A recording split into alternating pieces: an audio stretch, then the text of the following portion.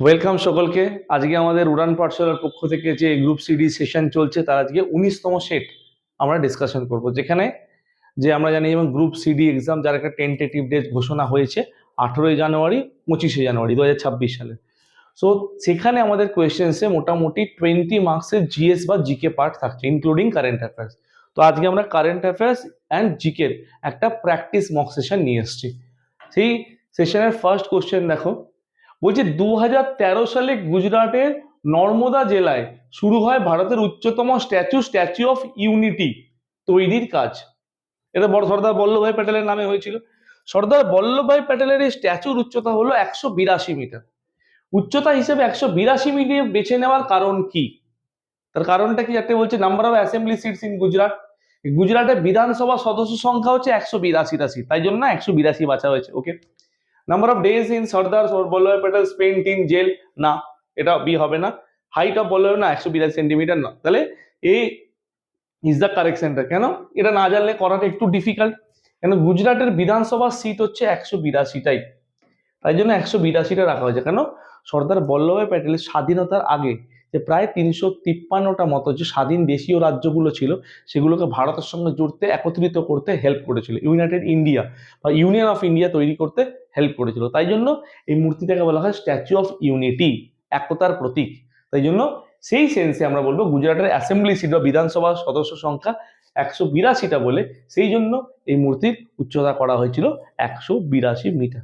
Next question number 2, Gir national park কোথায় অবস্থিত? Gir national park কোথায় অবস্থিত আমরা বলবো? গির ন্যাশনাল পার্ক অবস্থিত দ্যাট ইজ ইন গুজরাট। গুজরাটের গির। যদি বলে কোন জেলা, আমরা জুনাগড় ডিস্ট্রিক্ট বলতে পারি, that is Junagadh district. Junagadh জেলায় অবস্থিত গুজরাটের। এখানে গির ন্যাশনাল পার্ক ফেমাস কেন? এখানে এশিয়াটিক লায়ন পাওয়া যায়, একমাত্র এখানেই পাওয়া যায় যে এশিয়াটিক লায়ন। এটা প্রায় বিলুপ্ত প্রায় প্রাণী, এশিয়াটিক লায়ন পাওয়া যায়। ওকে, এটা দ্যাট ইজ ইন গুজরাট। কোন জায়গাটা আমরা যদি দেখি, গুজরাটের এই পার্টটা ভারতের ম্যাপে ওপরে একটা কচ্ছ রণ অঞ্চল, নিচে একটা কাথিয়াওয়াড়, এইখানটা হচ্ছে আমাদের Gir national park. Okay. Next question number 3, Jaldapara sanctuary কোথায় অবস্থিত? দেখো জলদাপাড়া স্যাংচুয়ারি ডেফিনেটলি পশ্চিমবঙ্গে, এটা আমরা এমনি বলে দেবো, ঠিক আছে। তো জলদাপাড়া স্যাংচুয়ারি পশ্চিমবঙ্গের কোথায়? দ্যাট ইজ আমরা বলতে পারবো জলপাইগুড়ি।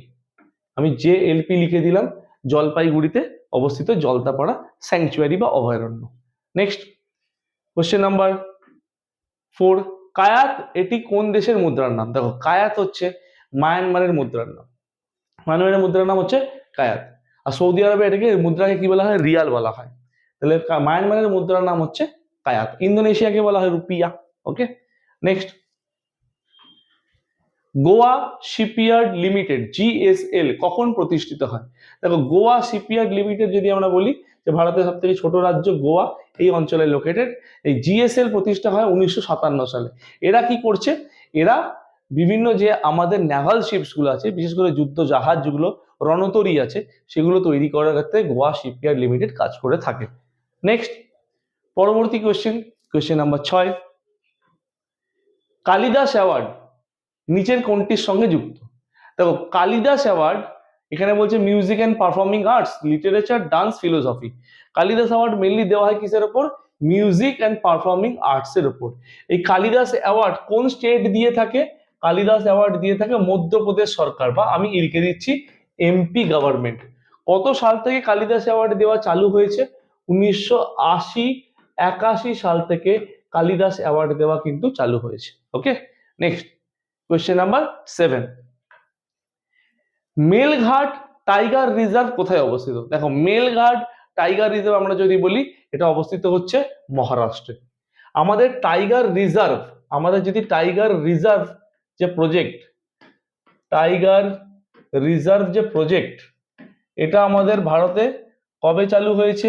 1973 সাল থেকে চালু হয়েছে। আর মেলঘাট টাইগার রিজার্ভ প্রজেক্ট, এটাকে প্রজেক্টের তকমা দেওয়া হয়েছিল যেটা মহারাষ্ট্রে, এটা আমরা বলতে পারি 1978 সাল। ওকে। নেক্সট, সাইনোফোবিয়া বলতে কিসের ভয়কে বোঝায়? দেখো সাইনো বলতেই বুঝে যাবো। সাইনো বলতে, সাইনো কথাটা এসছে ল্যাটিন ওয়ার্ড কাইনো থেকে। আর ল্যাটিন ওয়ার্ড কাইনো কথার অর্থ হচ্ছে ডগ। অনেকে কুকুরের কামড়ানো দেখে বা কুকুরের দৌড়ানোকে দেখে, কুকুর দৌড়ে আসছে আমার দিকে, বা কুকুর সাধারণভাবে দৌড়ে যাচ্ছে, বা কুকুর ঘেউ ঘেউ করছে, সেইটা দেখে অনেকে ভয় পেয়ে যায়। মানে কুকুর দেখলে অনেকে ভয় পেয়ে যায়, অতিরিক্ত পরিমাণে ভয় পাওয়া, সাধারণ ভয়টা নয় কিন্তু অতিরিক্ত পরিমাণে ভয় পাওয়াকে বলা হয় cynophobia, that is from dog. Question number 9, 2024 সালে অলিম্পিক খেলা কোথায় হয়েছে? 2024 খেলার অলিম্পিক খেলা যদি আমরা কথা বলি, 26শে জুলাই থেকে 11ই আগস্ট অব্দি, 26শে জুলাই থেকে 11ই আগস্ট অব্দি এটা হয়েছে। এটা কোথায় হয়েছে? That is in Paris. প্যারিসে এই খেলাটা অনুষ্ঠিত হয়েছিল। নেক্সট কোয়েশ্চেন নাম্বার 10, মানুষের দেহে ক্ষণস্থায়ী গ্রন্থি, ক্ষণস্থায়ী মানে হচ্ছে টেম্পোরারি, ক্ষণস্থায়ী বলতে আমরা বলতে পারি এখানে দ্যাট ইজ টেম্পোরারি গ্রন্থি কোনটি? চারটে অপশন, অগ্নাশয়, পিটুইটারি, থাইরয়েড, থায়ামাস বা থাইমাস। থাইমাস গ্রন্থি। কেন? শিশুদের শরীরে এই গ্রন্থিটা কিন্তু ছোট থাকে, কিন্তু শিশুরা যত বড় হতে থাকে, মানে উল্টো বললাম আমি, শিশুদের শরীরে এই গ্রন্থিটা বড় আকারে থাকে, যত বড় হতে থাকে, শিশু আস্তে আস্তে বড় হচ্ছে, এই গ্রন্থিটা আস্তে আস্তে ছোট হতে থাকে এবং একটা সময় প্রায় বিলুপ্ত হয়ে যায়। থাইমাস গ্রন্থি কিন্তু অ্যাক্টিভিটি কি? থাইমাস গ্রন্থি শিশুদের শরীরে বড় থাকছে, এটা শিশু বড় হওয়ার সঙ্গে সঙ্গে গ্রন্থিটা ছোট হচ্ছে এবং একটা সময় প্রায় বিলুপ্ত হয়ে যাচ্ছে, তাই একে ক্ষণস্থায়ী, কেন লং লাইফ, সারা জীবন থাকছে না, তাই একে ক্ষণস্থায়ী বলা হচ্ছে। কোশ্চেন নাম্বার 11, 2020 সালের বুকার পুরস্কার জিতলেন ডগলাস স্টুয়ার্ট। কোন বইয়ের জন্য তিনি এই পুরস্কার পেলেন? ডগলাস স্টুয়ার্ট যে বইয়ের জন্য পুরস্কার পেলেন তার নাম হচ্ছে সুগি বেন। তাহলে অ্যান্সার এ, দ্যাট ইজ সুগি বেন। Next question number 12, the play is written by George Bernard Shaw. George Bernard Shaw হলেন এই নাটকটির লেখক। কোন নাটকটির লেখক? দেখো এখানে একটা জিনিস বোঝো, পরীক্ষায় কিন্তু এরকম বুকস দিয়ে একটা না একটা কোশ্চেন দেবে। আমরা বিভিন্ন সেটে কিন্তু বুকসের একটা কোশ্চেন দেখেছি, যে 19 নম্বর সেট হচ্ছে, এর আগে প্রতিটা সেটে কিন্তু একটা বুকসের কোশ্চেন আছেই। তো সেখানে আমরা কি বলবো? সেখানে আমরা বলবো যে murder in the cathedral, arms of the man, 12th night, আর এদিকে হচ্ছে ডেথ অফ দ্য সেলসম্যান। তাহলে অ্যান্সার এই জর্জ বার্নার্ড শ কি বই লিখেছিলেন, কি নাটকটা লিখেছিলেন? That is arms of the man. B is the correct answer. Next question number 13, Guwahati, that is in Assam, ভারতের প্রথম শহর যার নিজস্ব সিটি অ্যানিমেল রয়েছে, শহরের, দ্যাট ইজ শহরটার নাম গুয়াহাটি। কোন প্রাণী গুয়াহাটি সিটি অ্যানিমেল? দেখো গুয়াহাটি যদি বলি কোন নদীর তীরে অবস্থিত? ব্রহ্মপুত্র। এই ব্রহ্মপুত্র মানে সাধু জল। এই ব্রহ্মপুত্র নদীতে যে অ্যাকোয়াটিক অ্যানিমেল সেটাকে বলা হয় রিভার ডলফিন। তাহলে রিভার ডলফিন এখানকার হচ্ছে সিটি অ্যানিমেল। কিন্তু এবার এটা তুমি সিটি অ্যানিমেল যেটা বলছি, এটা আমি সিটি অ্যাকোয়াটিক অ্যানিমেলও বলতে পারি, জলজ প্রাণীও বলতে পারি কিন্তু।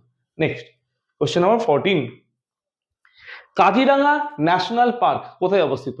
Kaziranga national park that is in Assam. এখানে আমরা কি দেখতে পাই?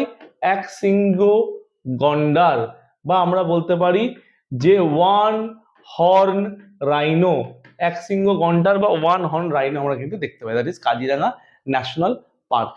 এটা ডিব্রুগড় এবং তেজপুর থেকে প্রায় 70 কিলোমিটার দূরে অবস্থিত। নেক্সট কোশ্চেন নাম্বার 15, দক্ষিণ ভারতের শহর ধরণীকোটা, এর আগে নাম ছিল ধরণীকোটা, ধৃণীকোটা, কি নাম? ধৃণীকোটা, যেটা কোন রাজবংশের সঙ্গে যুক্ত ছিল? এই ধরণীকোটা বা ধৃণীকোটা একসময় সাতবাহন রাজবংশের ক্যাপিটাল ছিল। সাতবাহন মানে শিমুখ, সাতবাহন শ্রেষ্ঠ রাজা আমরা বলি না, শিমুখ, গৌতমীপুত্র সাতকর্ণী, তাহলে এই বংশের কিন্তু শেষ মানে রাজধানী ছিল একসময় ধরণীকোটা বা ধৃণীকোটা। নেক্সট কোশ্চেন নাম্বার 16, ভারী জলকে রাসায়নিক ভাবে কি বলা হয়? ভারী জলকে রাসায়নিক ভাবে বলা হয় ডয়টোরিয়াম অক্সাইড বা ডয়টেরিয়াম অক্সাইড, যেটাকে আমরা সংকেত হিসাবে D2O বলে থাকি। এক্ষেত্রে কি হয়? হাইড্রোজেন না থেকে হাইড্রোজেনের আইসোটোপ ডয়টেরিয়াম হিসেবে থাকছে। কি বললাম? হাইড্রোজেন না থেকে হাইড্রোজেনের আইসোটোপ ডয়টেরিয়াম অক্সাইড বা D2O হিসেবে থাকছে। Next question number 17, Vivekananda rock Memorial কোথায় অবস্থিত? দেখো Vivekananda rock Memorial south India গেলে অনেকেই ঘুরতে যায়। বিবেকানন্দের উদ্দেশ্যে তৈরি হয়েছে, স্ট্যাচু আছে, বিবেকানন্দের জীবন প্রণালীর পুরো ঘটনাচক্র ওখানে দেখানো আছে, এছাড়া তার মূর্তি হয়েছে। এটা হচ্ছে that is in Kanyakumari. Kanyakumari হচ্ছে তামিলনাড়ু। এই বিবেকানন্দ রক মেমোরিয়াল তৈরি হয়েছিল কন্যাকুমারীতে অর্থাৎ তামিলনাড়ুতে। তার উদ্দেশ্য ছিল বিবেকানন্দ জীবনের পুরো কাহিনীটা ওখানে দেখানো আছে, বিভিন্ন দেখানো বলতে ওখানে বিভিন্ন আলাদা আলাদা আলাদা রুমে মিউজিয়ামের মতো করে রাখা আছে, যেটা 1970 সাল থেকে 1970 থেকে বিবেকানন্দ রক মেমোরিয়াল তৈরি করা হয়েছিল বিবেকানন্দ স্মৃতির উদ্দেশ্যে, তাকে ডেডিকেট করার জন্য এবং দেশের জনগণ যেন তার সম্পর্কে, তার জীবনী সম্পর্কে, তার চিন্তাধারা সম্পর্কে জানতে পারে। Next question number 18, city of lakes নামে পরিচিত ভারতের কোন শহরটি? সিটি অফ লেকস হচ্ছে উদয়পুর। উদয়পুর পিছলা হ্রদ আমরা দেখতে পাই, তাহলে এই উদয়পুরে সিটি অফ লেকস কেন বলা হচ্ছে? প্রচুর পরিমাণ হ্রদ দেখতে পাওয়া যায়, এবার ছোট ছোট লেক এখানে প্রচুর পরিমাণে রয়েছে। ওকে, নেক্সট কোশ্চেন নাম্বার 19, হাজারি, এখানে যদি একটা কোশ্চেন আমরা অ্যাড করি সিটি অফ লেকের জায়গায়, যদি আমরা এখানে বলি city of joy Kolkata, city of palace Kolkata and Mysore, যদি বলি city of holy places Benares, তাহলে এখানে বিভিন্ন মাল্টিপল জিনিস বলা যেতে পারে। নেক্সট 19, হাজারিবাগ ন্যাশনাল পার্ক কোথায় অবস্থিত?